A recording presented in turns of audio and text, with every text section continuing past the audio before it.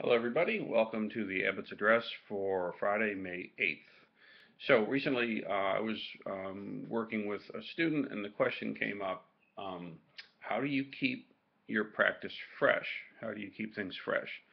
And I thought that would be a nice thing to chat about a little bit. And there's a couple of different ways to respond to that, but the one that I think was the most important for me is to not worry about keeping things fresh. Things are not always going to be fresh in your practice. It's not the point really to have everything be fresh all the time. But really, what I think that means to me when I say that is not entertaining. So in a certain way, we say that everything is fresh and new all the time. The blooming or the springing of awakened mind, everything is constantly fresh, everything is constantly renewed, but it's not constantly entertaining. See, it's not constantly. It doesn't necessarily give you the zip and the zing that perhaps it once did, and I think that's very important to notice and to honor. If a person only practices when it's giving them kind of a tingle, their practice isn't going to last very long.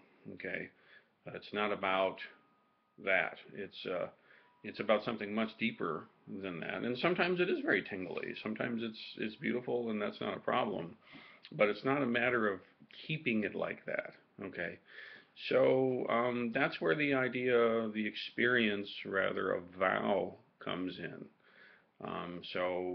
Having a committed intention, a committed intent to live a life of compassion, let's say, to live a life of wisdom and compassion and centeredness and presence, regardless of whether it feels fresh or not in the moment. This is closer to what it actually is, I think, in my view. And I think it's very difficult for a lot of us in today's culture. Of course, that's the only culture I know, right? So I have nothing in my experience to compare it with. But it seems to me that a lot of us are in a constant distraction kind of a mode, a constant flight to novelty.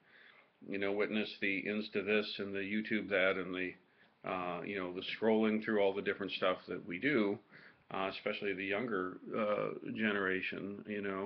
And so the idea of the experience, rather, of just paying attention and not fishing for the next novel meme or whatever it is really very countercultural. I think it's always been countercultural, but it's even more countercultural now than perhaps um, before, although who knows, I don't know. So if you're feeling like your practice is stale and your practice is not fresh and you want to, you know, zip it up a little bit and do something to spruce it up, just stop worrying about that. That's my view. Just go back to the basics of practice. Sit still, sit straight, pay attention, and just be. Be the practice. Don't try to manage the practice. Don't try to fix things. Don't try to get yourself to be something different than what you are. Don't try to make the moment be something other than what it is.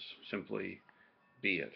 Okay, so, and then sometimes it'll be very fresh feeling, but not always. Don't expect it to stay there.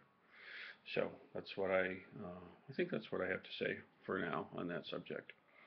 So, and then in other areas, we've got a Zazenkai that's happening tomorrow, Jukai renewal that's happening this evening, and then I think it's next weekend that we have our Ongo closing session and the Ongo closing ceremony, which would be a week from this Sunday. So a lot's going on. Please come and participate and be a part of things and keep sending the questions. I've got a stack of them that I'll be working through, but I'm interested in feedback and more conversation like this. So thank you, everybody. I'll see you in the Zendo.